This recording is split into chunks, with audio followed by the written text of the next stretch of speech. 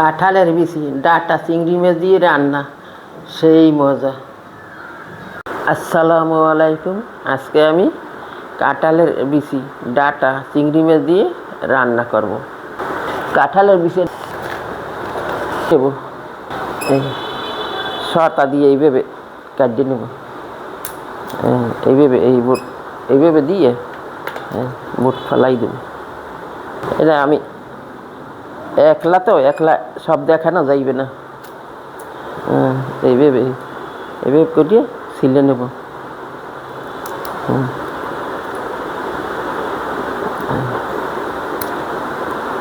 এদের শর্ত আমাকে বরিশালের বাসায়, এইভাবে করে আমি ছিলে নেব।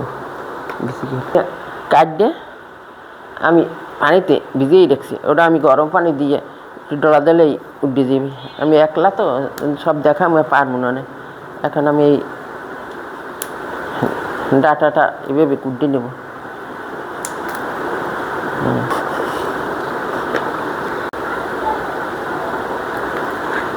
এইভাবে আমি সব কাটিয়ে নেব। কাঁঠালের বিচি ডাঁটাটা আমি কাটিয়ে ধুয়ে নিছি, দিয়ে দেবো ফ্রাই প্যানে তেল। প্রথমে চিংড়ি মাছ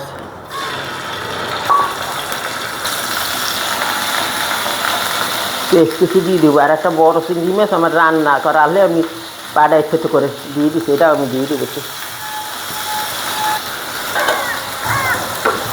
একটু হালকা ভেজে নেব।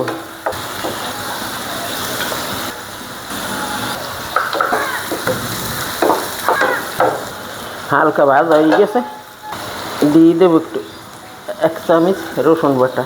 এটা আমি জিরার গুঁড়ি দেবো, ভাজা জিরার গুঁড়ি দেবো। অল্প একটু আদা বাটা দিয়ে দিলাম, স্বাদ মতো লবণ। মরিচ এতে বেশি দেওয়া যায় না, এতে মরিচ বেশি দিলে খেতে ভালো লাগে না, এটা তো ঝোল তরকারি। 1/2 চামচ মরিচের গুঁড়ো, 1/2 চামচ হলুদের গুঁড়ো।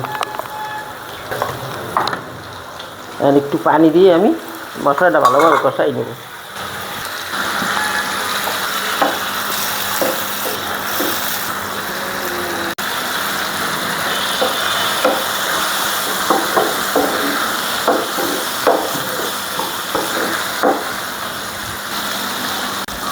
মশলায় তেল ছাড়িয়ে দিছি, চিংড়ি মাছটা আমার কষানো হয়ে গেছে।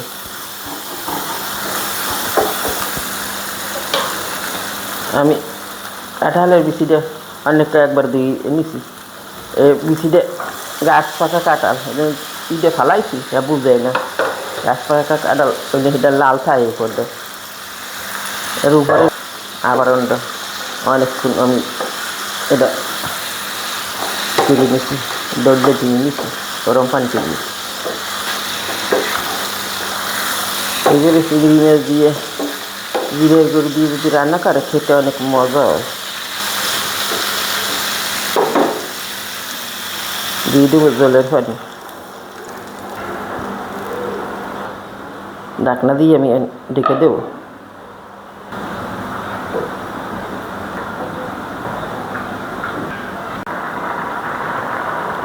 আকাশ মেঘলা হয়ে গেছে, দেখতে অন্ধকার দেখাইতে আছে।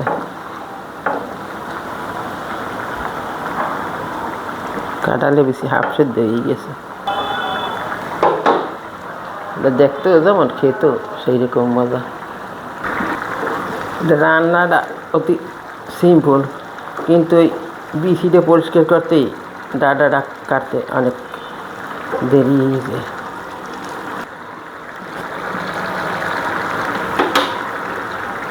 আমি হালকা একটু ভেঙে দেবো, বেশি ভেঙে দিলে খেতে মজা বেশি। দিয়ে দেবো জিরের গুঁড়ি ভাজা।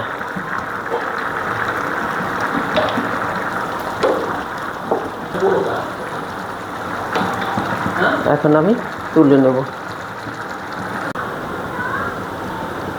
কাঁঠালের বিচি ডাঁটা চিংড়ি মাছ দিয়ে রান্না সেই মজা।